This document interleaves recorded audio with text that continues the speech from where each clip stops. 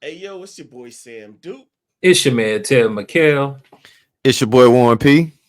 and you are listening to another great episode of You Good, You Bruh? good, bruh? Bruh.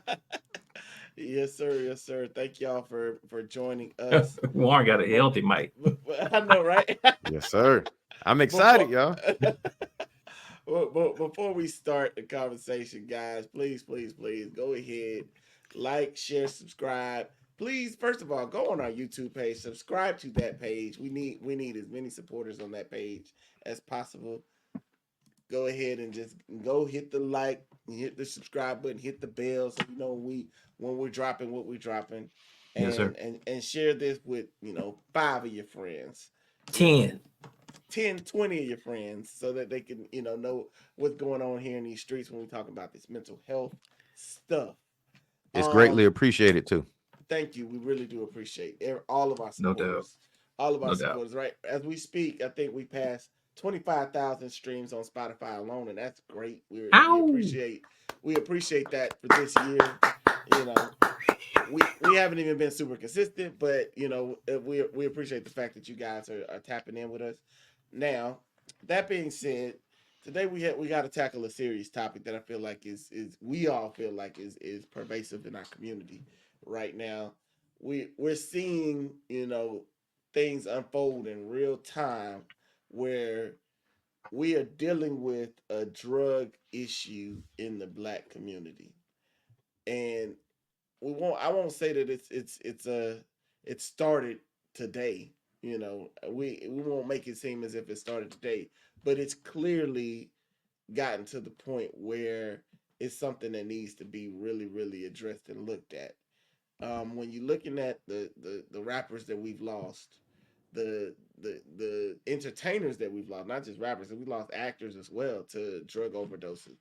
Um, it's just something that we actually have to start having a conversation about, because these rappers and these entertainers, so to speak, are just a microcosm of what it looks like in the real world. We're losing young kids and young black people to liver disease, heart disease, Isn't it? and strokes because of drug usage.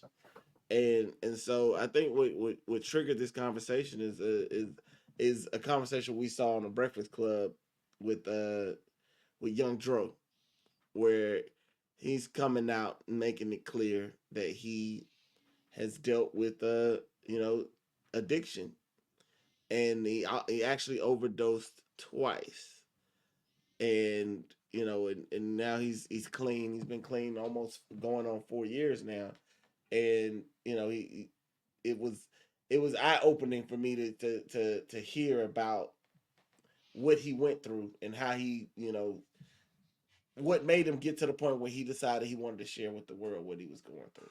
Right. Yeah. And so I mean, before we show the video, I just wanted to kind of get an idea from you guys, Mikhail, Warren, like, how has this topic, or the idea of just like young people drug usage impacted you guys, and what you think about it from the standpoint of what you guys have seen. Uh, I'll go for I'll go first because I know okay. Mikhail Hey, gonna have those go. intellectual answers, Just so go I want to on, get my. Warren. But for me, I mean, I'll address the young people first. Man, I sound old saying that, but I remember when the news came about Juice World. Uh, I thought about it. That was kind of one of the first artists that I liked on the other side of 35, where I was like, man, this young boy is talented. Like he has gifts. And when he passed, I cried.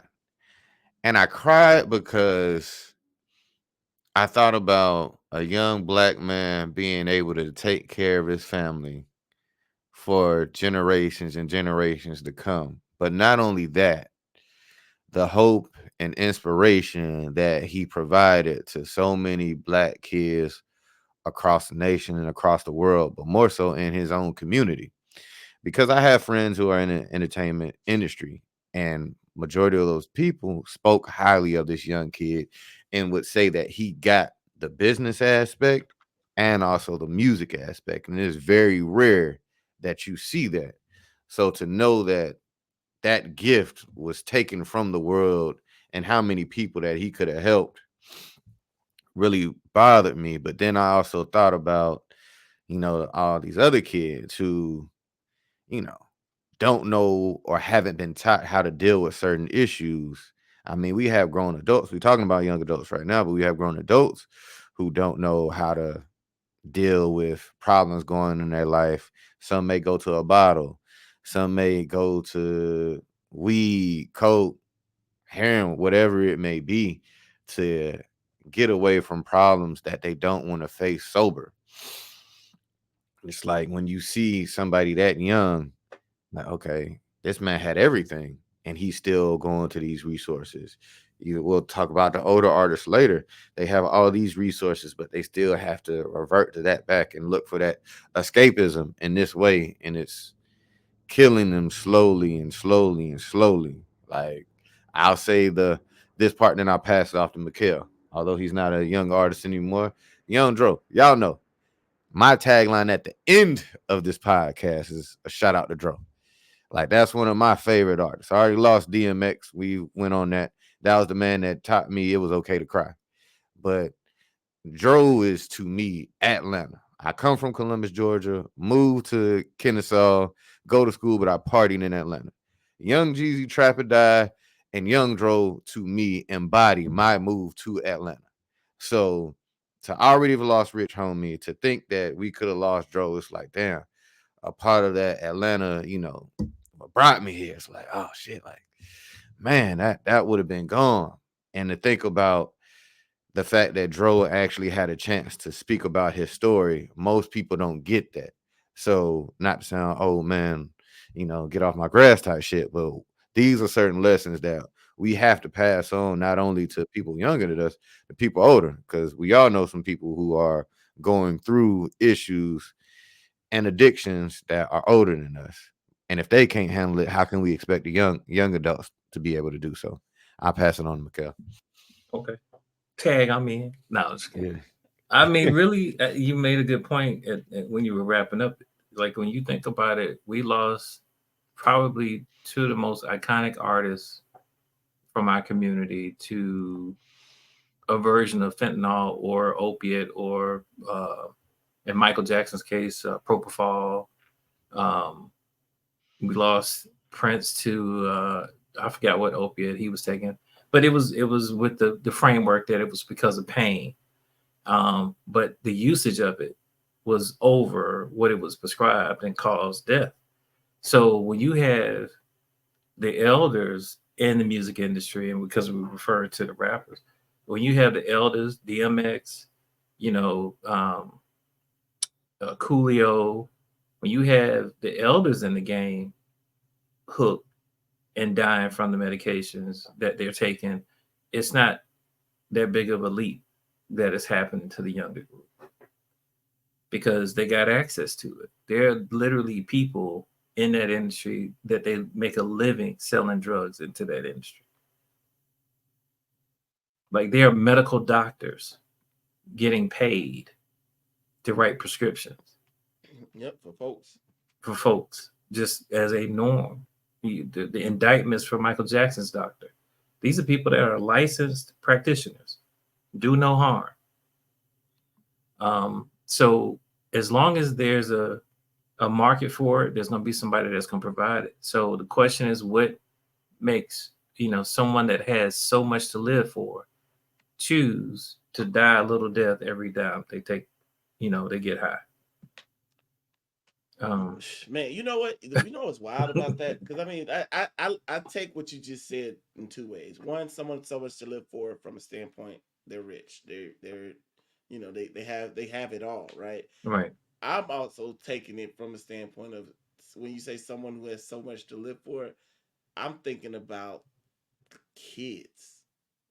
I think about like how when you have so much life ahead of you, right? Yeah. And when we look at the numbers, man, like children have turned to drugs in a drastic way now. Like they're the I what think. they're Well, I don't know. So I gotta pause because I don't know that we've turned to drugs in a drastic way. I think the drugs that we have access to are so much more powerful that's true. That's true. than the drugs when I was growing up. Like Yeah, for because us, it what's was going on? Is we children are overdosing. They're right, dying. right, and we used to just drink beer. We used to get somebody to go in buy split small lickable, 15 pack, cut school, and go sit in the woods and get drunk. That's what we That's did. some country shit. I'm from. That's I where I'm from. respect The it. fuck. But, That's what I'm but I no, respect it. but it's funny because they're saying that the Gen Z and the Gen A, I guess is the next one. Yeah, Gen X They're not into alcohol at all. Like, and at all. they're all That's into crazy. vaping. They're all Right, into they're going straight to like the psychedelic, drugs that kind of get you kind of out there, right. and it's you're right. It's causing them to overdose. I was talking to a teacher, a middle school teacher, and he was just like, it's like we've had three overdoses this year, Just this year Jesus. and in one one death, school. and one Yeah. death. Oh And my God. I was like, in this is sixth, seventh, and eighth grade. Yeah. They're the fact that these teachers are having to learn how to use Narcan in that age group is It's wow. It's it's scary. wild. It's literally it's very scary. And so we I I think about I think about the campaigns that we used to deal with when we were younger. Just say no. The dares to just say Just no. sitting there. There. This is Yeah. your brain. This is your brain. This is your brain on drugs. Like, Mad. yeah, Mothers Yeah. against drink driving. yeah. It's like, Hey, uh, they don't uh, play. from my perspective, I was like, okay, how effective were those campaigns, right? And it's like, if they were effective, then what are we doing now? Like, what is the dare, the mad, because it's clear that whatever we're doing now ain't working. Well, like I said, the degree of what they're taking is like the it's all right. So for me, it was weed and beer. We did not have access to heroin. I'm saying that old school way. We didn't Yeah. have access to heroin, and other opiates. Like that just wasn't readily available. And then when crack came out from my age group, we were the dealers. We weren't trying to use it. We were laughing at the crackheads. Forgive the term and forgive us for laughing, but we were young and dumb, and what they would do, the stupid like dances or the anything that you wanted somebody to do, you could just give them, say, I give you some crack. They go do it. That wasn't a young kid's drug. That was young kids' money. So as I matriculated, I saw the drug use change. It went from being alcohol and weed to lean, and that being like anything that had like cough medicine in it. Like it got so bad that they put cough medicine behind the counter. You know what I'm saying? Or it got to the point where it had to be regulated at the drugstore. Like Yeah. you could only buy one or two bottles. Bruh, Like my homegirl told me her son is in college and he got really sick while he was out there. Nowadays it's not just there's COVID out here. There's all kinds of mhm. like stronger respiratory illnesses out here right now. And her son got sick, and one of the doctors prescribed, I think what is it, codeine or whatever it is that they put in Yeah, drink. codeine. Mm-hmm. I don't know nothing about all this stuff. I don't know Oxy. about all that hippity hop. I'm kidding, but no, she said he could not find a uh because of his age, he could not find a pharmacy that would give him that, even though he was prescribed That is correct. that. They literally was like, yeah, nah, it's a college town. You are not getting this. Mm-mm. They he had to go back to the doctor and get some other type of medicine in order to, you know, get his To get get his treatment. yeah to get treatment. I'll be frank. I'm glad they did that because I had to take a oxy when I had my kidney stone. Oh, so go to the ER, get treated for a kidney stone. They put morphine in me and stuff like that. Still hurt, but the pain has subsided, and kidney stones are some of the worst pain. But I'll make the long story short. So the doctor tells me before I leave, hey, you don't need to come to the ER next time. Take these oxys. These may do more for you than you would having to come here if you get another kidney stone. Mm. So my wife and I watched this show, Dope Sick. She hid the oxy codeine pills because she was scared I'd become addicted to them if I took them. My So God. get COVID. This is like a couple months down the line. No, actually a month down the line. Get COVID, and I'm just in pain and all this other stuff. Pop a oxy to see if it'll subside the pain. And I tell you, I popped that oxy. That was one of the best feelings I ever had in my life. But the thing was, I'm old enough to realize, all right, man, I'm using this because I am pain, shivering, can't sleep. As soon as I pop it 5 minutes later, it's like, man, I feel like I'm floating on air. I never want to take these motherfuckers again because I can see where this can go. So Mm. I'm just imagining me as a 35, 36-year old man who understands, hey, this ain't normal. You shouldn't be experiencing this day after day. For like a young child to get this, or anybody that's just in, constant pain to get that and become addicted to it, it's just like, bro, like, this isn't normal. This shouldn't be regular. But I mean, when you in pain, whether it's mental, emotional, and you need that escape, them pills will put you in a place to whereas, you get that addiction. Like shit. I mean, we know when the oxy start popping off, the crisis was happening. They wasn't highlighting it as much as when our people were going through Mm. the Reagan crack era, pointing us out as monsters and stuff like that. But Mm. it was a lot worse effect in certain areas. So I say all this to say, man, like taking the pill made me realize, okay, I see how this can happen. Now, I don't have the solutions on how to stop it or to get somebody on to something else. Man, them shits is just powerful, man. Like, I mean, so a lot of people don't realize is that the process of feeling high, quote unquote, is not what you think it is. Um, there are a couple of chemicals that are involved with the feeling of euphoria. One of which is dopamine. It's a reward neurotransmitter, and part of the high, like for example, there was a thing where if you talk to somebody that was using crack, they would tell you that they never was able to achieve the level of high that they had from the first time that they tried it.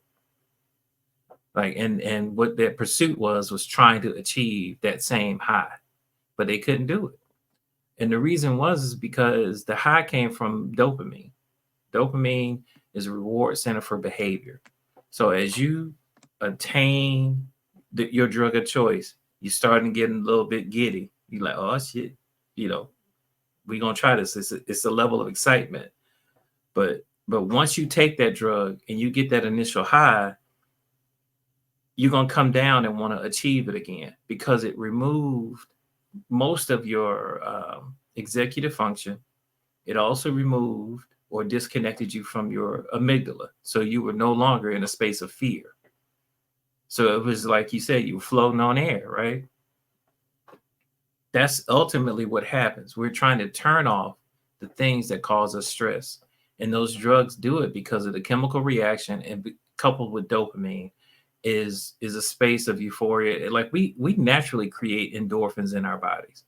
All right. We have natural endorphins. And the fact that we are adding um, codeine, for example, to our bodies, if you do it so much, guess what stops happening? Your body stops creating those endorphins because you had it supplemented. Mm-hmm. So what happens when you come off of those drugs?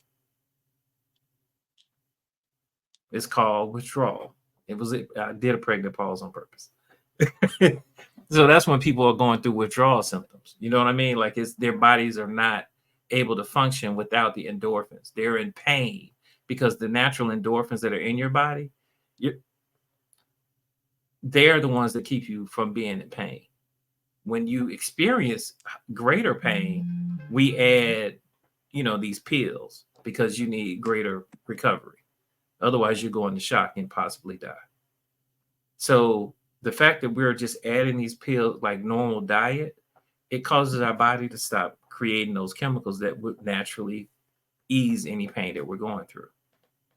So the pursuit, when you get into an addiction state, when you're chemically bonded to these chemicals that you're putting in your body, you can't escape it.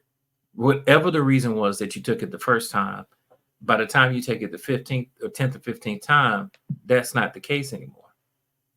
So, the psychological, you mentioned emotional, I meant the emotional and physical pain that you talked about, that stuff is going to persist, and you're going to need greater amounts to achieve that high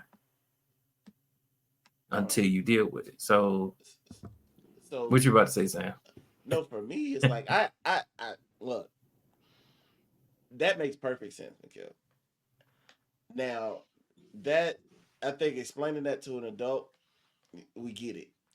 But explaining it, like I'm trying to figure out the approach to explaining that to children. Well, it's not a You know what I'm children. saying? No, you can't. I'm gonna tell you straight up because a child's not brain is not They're set not up to developed, receive right? it. They're It's not not developed enough developed. to say Yeah. it. This is an adult conversation. What we have to do as adults is put children in a space that they don't feel anxious, that they don't feel this despair. We're not creating safe spaces for children. We're telling people that, school shootings are just the norm. So get Oh used to it. shit. Instead of saying, how do we make our children safer? We're Dog, just going to normalize it. dog, I never thought about that, bro. Like, not you say that, like as soon as you say that, that shit hit me like a fucking truck. Like literally, because you're right. They see like we recently had a school shooting, right? Mhm. In not far from here. Yeah. Literally, my children's friends live in the zone that goes to those schools. You get what I'm Mm. saying? And so within an instant, I'm calling, texting their parents, doing this, whatever, and their school is on lockdown, of course, because they're literally a county That's their over. district, yeah. They're a county over from where the actual the shooting happened, and I'm thinking, my kids, they're in elementary school. Nobody's gonna tell an elementary school kid like, "Hey, yo, they shooting down the street," right? Mm. But when you start to think about middle school age, with like, for instance, I was in middle school when 9/11 happened. They let us know what the fuck was going on. You know what I'm Right, saying? right, It wasn't a standpoint of people getting checked out of school. Teachers, everybody was kind of, we had to go into lockdown kind of mode. They told us like, hey, look, this is what's going on, and we're of age to understand what's happening around us, right? If and they, most of these eighth graders, seventh graders, sixth graders, they have cell phones. They probably got the news on their phone as well, right? right, Those things are coming up. But I didn't think about the state of anxiety that would put a kid in that space. You know what I'm saying? That right. age. Wow. I had to go outside and work out with my kids. My daughter did not want to go back to school. And Mm. plus, the stuff that's online was telling them that their school was threatened. Like they threatened Cobb County schools. I don't want to do this, that, and the third. They Mm. threatened Fulton County schools. I don't want to do this, that, and the third. They got Douglas County schools on there. Like they're looking at a list of schools that are in proximity, and they're just saying like they don't want to die. Now, I can't imagine thinking like that at 12. That's crazy. So if I found out that buddy, because they got drugs in their school, my kids have told me about, kids that talk about it, Mm. and they don't want anything to do with it. But those kids that don't have an outlet, that don't have a dad that they can come talk to, that happens to be a therapist, that has different Yeah. tool sets for them to use. and alleviate that stress, they're doing what they know how to do. They're doing what they see their parents do. Their parents come home from work, they pour a glass something to drink. No, you can't have this. You ain't grown up yet. This is what your mom and dad do. Da da da. So the kids gonna find their own outlet, and they're gonna model the behavior that they seen. So this is an adult conversation. It's really not a conversation for you. Telling a child to just say no. I mean to anything. Can you tell a child to say? you know what's They'll wild. You tell know you what's wild no. about. There is I was reading up on this. I think that this is a good segue into just kind of thinking about how to address these behaviors. Mm-hmm.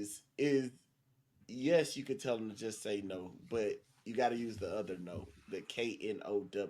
You need to know, Right. what's going on with yourself, what's Mm-hmm. going on with your feelings, what's going on, and know how to learn to regulate those. Know what's in these drugs. Right. What can be the outcome of what comes out, because just saying no, it's everywhere. People dropping vapes on the ground. These things are electric. You know, there's I'm gonna drugs go. everywhere. I gotta say that's the part that kind of, if I can just be the old man for a second about it, like Yeah, that's the part that kind of freaks me out about it, because it's like y'all have normalized pill taking and vaping, chemical, like clear chemicals. Like weed look like leaves. You know what I'm saying? Cocaine look like sugar.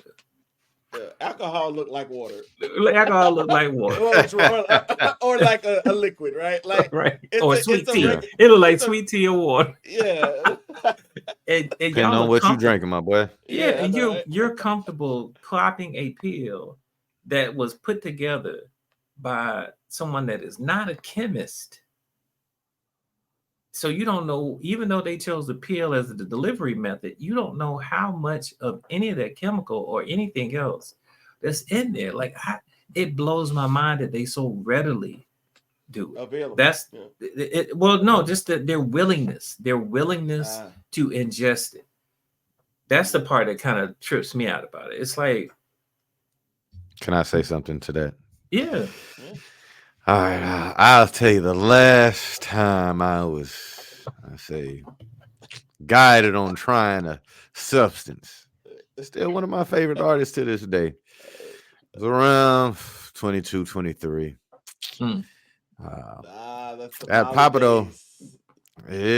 Papado, this girl comes to me and she's like, I know you're a big Drake fan. He has a new artist called The Weeknd. I was like, fucking name is The Weeknd. She's like, if you really like Drake, you'll really like The Weeknd. I was like, all right, I'll give him a listen. I heard House of Balloons for the first time. One of the greatest experiences ever. But he made Molly and Ecstasy sound like the greatest ride of the world. all right, So, 22, hi, boys got it. Let me try it. Now, my experience with Molly with the first time was probably, a little crazy. I won't tell the story here, maybe for a later date, but I the first 30 minutes I was freaking the fuck out. I'm not gonna lie. Then 35 minutes in, it's like, oh, okay, I see what he's singing about. So it did Molly for a good month or two, but I was just like, you know what? I gotta stick to weed. So I say all that to say this and I've heard a lot of artists, rappers say this about the culture, the music, back in the day, especially in Mikhail's day, the rapper came from the drug dealer's perspective. Now our music, well, especially for the younger audience, is more so catered to the actual user the of it, addict. and they push speaking on popping pills, perks, all this, whatever. So I can see how people can say, "Well, shit, just let me try it." Buddy, make it sound cool. Shorty, make it sound cool. Yeah, but It's he's an everywhere we addict. at, huh? I don't call them users. They're addicts. They're Yeah, making songs like Rick James was an addict. Mary Jane was about super drugs. free, super. You understand? Like when you really When you tap See, but into we it. don't when you know that. really tap Like into it. But I'm saying like the that goes to the weekend was no part. clear. Now the weekend and the that ilk of artists, are clearly they're clearly addicts. romanticizing drug When usage. They're when addicts, when and you people are hear they're disarming it. They're hold on, they're disarming it and making it about being creative. And I tell my children because they actually comment on it. I was like, this is an addict, because I raised my kids, my wife and I raised our kids on my generation and older of music. So they understand music from a romantic standpoint, a love standpoint. When they started comparing and contrasting their generation of music, my son will tell you in a minute, that's trash. That's trash. That artist is trash. Like they don't like what these young kids like. They like a couple of songs. My daughter was a Drake fan, but before Kendrick Lamar destroyed him. But my son is a Kendrick fan. I can't hear you, Warren. I can't hear you. I don't know what you did. You gonna chill on that? or, You gonna chill on that?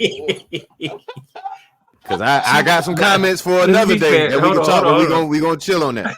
She's still a fan of Drake. No shade. I was just fucking around. But the point is that the songs that she likes by him ain't about drugs. It ain't about none of that. And I think that that's the part where the adult comes in. Like we have to choose what we expose our children to at what age. So if our children are fully falling into line, meaning they're only doing what's popular, we're failing. Like yeah, they gotta man. have some individuation.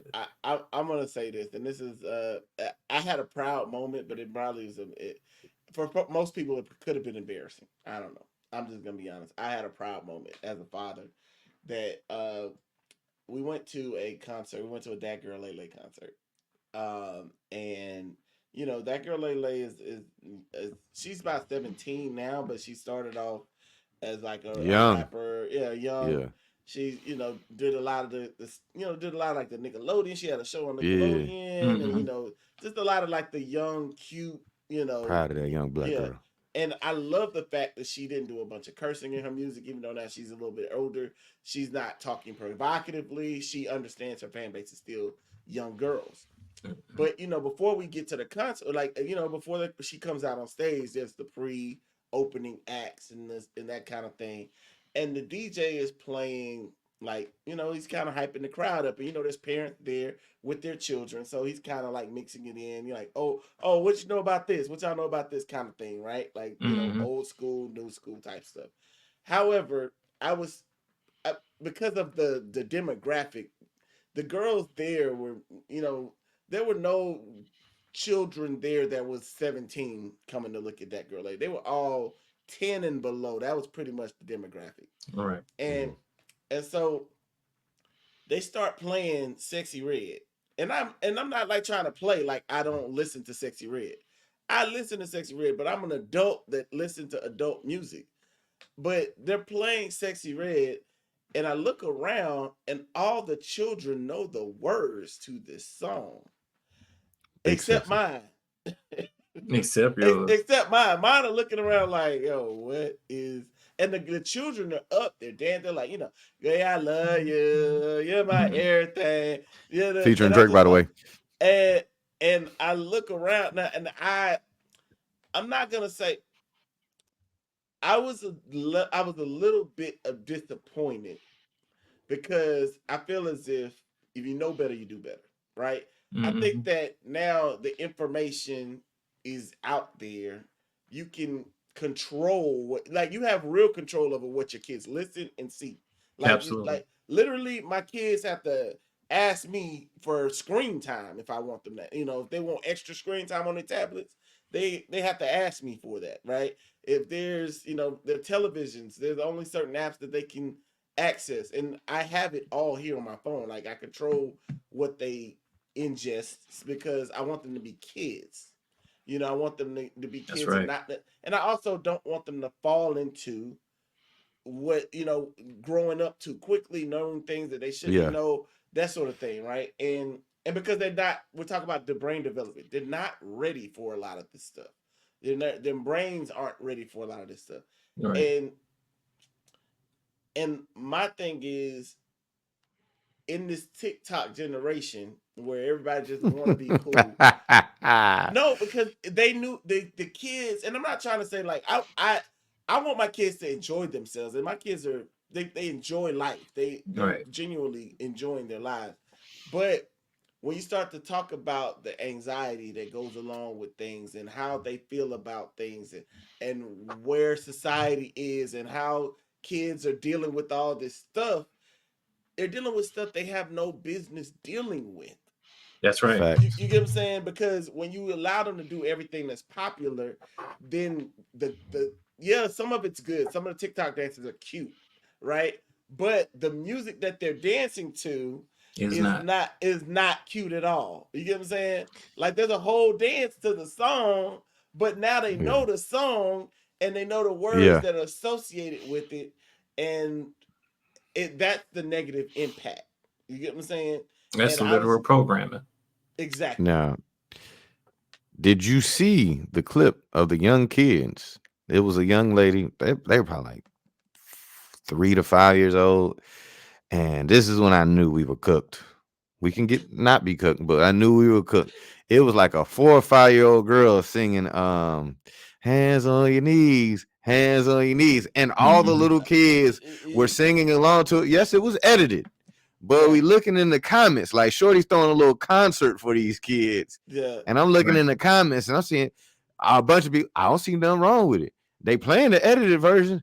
I'm like, do y'all hear these lyrics? Like yeah. in front of their In parents. front, Like I used to have to sneak to watch we BET back in sneak. the Yeah, day we would and sneak. MTV. Because we knew it was Last wrong. channel was We important on the remote.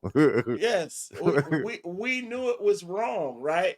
But we're like, my kids were in a space where they looked around and it looked right to everybody. Hmm. Meaning, like That's right. all of the kids, it looked like as if they were like, why are like what is this song? Like why do people know this song? And I was just Hmm. like, and I had to tell them, I said, there are people that they allow their kids to listen to things that they probably shouldn't allow them to listen to, and you know, I told them eventually you'll probably be able to listen to this as well. Like I'm not like trying to make it seem like because they know their daddy listen to what his daddy listen to, right? But Hmm. they also know that that ain't their music. When they make a playlist, they not putting Sexy Red on there, and they Hmm. know that if they did, then they be having to answer to me. You get what I'm saying? And and I think that it falls into not just letting the children go with the flow of how society moves, right? And when you're talking about the music and the influence, you're right. When you listen to Future, I love Future. But there's Super. sometimes I'm listening to him, I'm like, this guy has a problem. The wizard. You get what I'm saying? Like you can hear it Yeah. in his slurred speech Right. and when in how he's saying what he's saying, and His even songs. and Lyrics. sometimes like you can hear it in the beginning. He's like, yeah, man, I'm having an out of body experience. Nobody's appreciating that. Like I'm really just out of my body right now. And what he's telling you is like, He high as fuck. I'm here, but I'm not here. You know what I'm Hmm. saying? And I mean, we got to be careful because Future stands it's tall. no. It's not even about future. The fact of the matter is drugs is not a new entity in music. We're not Facts. talking about that. We're talking about the fact that we have now lifted up the image of being a drug addict as something for people to aspire to. And therefore, when they get the opportunity to experience what Future's experiencing and he's still alive, they think, oh, I can too. Mm. yeah, And the fact is he ain't getting it from where you getting it from. He ain't y'all ain't doing the same thing. And it's the sad part is that we've normalized something that is destructive in the spirit of enjoyment. We've turned a high party as our preferred form of escapism. Like it's something that I think as parents we should affect, in terms of what our kids do listen to. Maybe eventually the industry will listen and change, but we also need to look at what can we do in terms of talking to leaders in that industry. But at the end of the day, they're killing our kids. They're you know, killing their artists. They're insuring their artists and killing them. yeah, They're killing our kids. Cold If world. you I mean if you look at like I think Tennessee has a 55 drug related deaths for every 100,000 people. Jesus. New York is 24 death for every 100,000, and we're talking about a city of what, almost 12 million. So you do the math of that. Like That's you got wild. people dying using these drugs, and it's because the beat was hot. That can't keep going like that. Like, and the fact that it took over him overdosing twice. I mean, if it wasn't for T.I.'s son, he'd be dead. Is that what happened? Yeah, Yeah. Which one? The T.I.'s money? son did CPR on him and The called money. the The money. money? Yeah, The money yeah. fountain. T.I. said he had all his children learn CPR when his sister was living with the sister that had asthma, Oh yeah, yeah, and yeah, they had yeah. an episode. So they ended up doing a emergency care training. So all the kids were taught that, and that's kind of where I am with it. Like, we have to be in a space where we are mitigating this shit. Like, we have to be talking about it with our kids, not in a just say no kind of way, but understand that, there are different ways for you to escape what you're feeling. Right now, for my daughter, is playing basketball. For Miles, is making music. Like, and of course, Roblox and Minecraft still in there. That ain't. I don't think that's ever gonna go away. It's a Man, grown ass man, people. Roblox and got a lot of money from me, boy. man. I'm saying So so. my nieces. That's what I'm saying. Like, it's they found other ways that don't involve doing self-destructive things, but it's not just, people talk about the fentanyl coming across the border. If there was not a market for these drugs, They they wouldn't wouldn't be be here. coming across the border. Man, they wouldn't be here. So we need to deal with the social contagion that is anxiety. Why do we live in a fear society? Because our politicians talk about fear. What are your worst case scenario? Your fear for this. This is fear. And by the time you Right. get home, you just like, yo, I need to check out. You, Like, you, just, you're controlled by the fear of you're controlled by everything. the fear of No, everything, and nobody likes my that feeling. my look. We ain't gonna go get too deep into that, but I'll say this about and we got to do a episode on Inside Out too. I agree. Yeah, we have to do an episode on Inside Out too. Fuck is that? Oh Oh my my god. god. Oh my goodness. Lord have mercy. Okay. All right. Okay. I don't want to be like that to you, Warren. This is just. I guess this is a. This is. You I, gonna I make hate to. Warren a pariah? Yeah, I hate to Yeah. do. I hate to be like the person to be like, you don't know what that is. Nah. But Inside Out, and this is what I'll say to the listeners and to Warren, since he Oh, was here. the little Pixar movie. Now my nieces went Yeah. to go see that. I know what you're talking about. Not Yeah. little. Yeah, big Not time. little. That's a big movie, bro. I Like, used Oh no, it. I And know you, it. I know it broke a it, lot of numbers. Like, yeah. I know no, what no, you're no, talking bro. about no, now. no, Hold no, on. no. We're not about the numbers, bro. It's about like when we're because we're talking about children and understanding things and messaging and the layers and feelings and all of these things. And Inside Out, if you haven't watched it one, you gotta watch it, bro. The first It's one and the both second first one and the second one in order. in order, exactly, because it matters. And it's brought the idea of how you regulate yourself into a metaphorical, like, cartoon internal pieces of yourself working towards regulating. And it's a beautiful way to teach kids about how to, about what's going on. Like, what's going on, Mhm. what's actually happening in your body in real time, what makes you anxious, what is making you feel these feelings, how your other emotions are valuable to, the emotions that you try to avoid, whether it be sadness or Or fear. anger or fear. Mhm. Like, those are required in order to keep you out of that anxious space, right? Like, it's a beautiful movie. But what I'm gonna go a step further. I Yeah. used it in addiction treatment facilities for Hmm. adults. You understand what I'm saying? Because what Sam just Sheesh. outlined, how it helps you understand what fear is, what anger is, what's the purpose and use for those emotions. That film lays it out, mind you, beautifully in color and in script. And Crazy. you'll be amazed how many adults don't understand their feelings. So I showed the film, and that was the highlight of most of the group sessions that I showed it. Nobody walked away feeling like they didn't learn something. Most people were Hmm. blown away and were like, "Oh my It, God, now I understand why this happened when I was this age, why this happened when I was that age, why I feel like that now." In a Pixar film, it's crazy, Warren. Like the core memories and the short term memories bruh. and the Whew. memory bank and the bro. All I gotta say is, Warren, if you haven't seen the movie, as an adult, you need to see that movie. If your nieces want to go see it with them. But go see it by By yourself. Oh, yourself, they saw it It, already. you I'm about to need say, to. It's go. You on need to Prime see right it. now. It It's is on one. Prime right now. It is one of those. It's one of those movies that it is great to just sit and kind of really they the the creativity in how they visually show you what's going on with you Hmm. is a beautiful thing. Yeah, and if you, Because I was just uh, saying, if you get kids, if you show the kids at the appropriate age, if you show it to them, like for example, by God's grace, this film came out at the right age for my kids to see it. We went to see it. They absolutely loved it. It helped them understand what they were going through. They talked to me about it.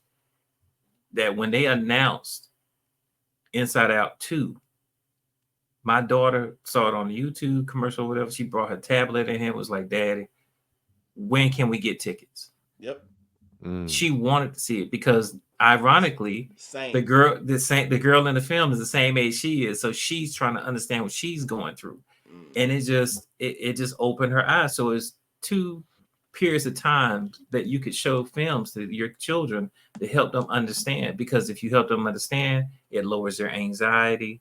Mm-hmm. If you lower the Mm. anxiety, they won't have a need to escape And I really hope they don't stop. I really would like to see this all the way through. go All the way into through. yeah. I would like to see it go into like late adulthood. To be honest, Bruh. All the way like through. it because I think it's scientifically sound. It is. It's scientifically sound, and it also shows you the interaction and the relation between your emotions. There's the regulars, and then there's the more complex, and the ones that are that require more than one in order to even operate, right? Like Mm-hmm. embarrassment and shame. What is that? I don't know if there's fear, there's embarrassment, there's Oh, emo. anxiety, emo. Yeah, like there's a lot of but anyway, the point of it is it's it's about teaching kids younger what it is they need in order to be able to regulate themselves so they Yeah. don't necessarily have to tap into the drugs. And what sucks about it Right. is, what was it? J. Cole made that album KOD, where Mm-hmm. where he talked about what drugs is doing to the rappers, and it Yeah. was almost and I tell people this like it was almost a prophetic word as somebody who loves hip hop. And I love every all facets of hip hop. I'm not the one that's gonna be like sitting here being a hypocrite where I'm like, oh yeah, like they need to clean this shit up. But I'm gonna say also there needs to be a conversation like Mikhail said with what we're allowing people to be able to listen to, because there's the guardrails up there that only want us listening to some certain stuff. And the Lecrae's of the world make good music. D1 makes good music. It's not like people, people Domani. be make Damani, yeah, they make good music. Like there's some people out here making good, positive music that slap. They got good beat. They can rap. They got Preach. metaphors. Got the bars. Got everything that all the stuff that you would consider, not good, or people would consider that that can be a detriment to society. They have all the components, except it's a more nuanced conversation, right?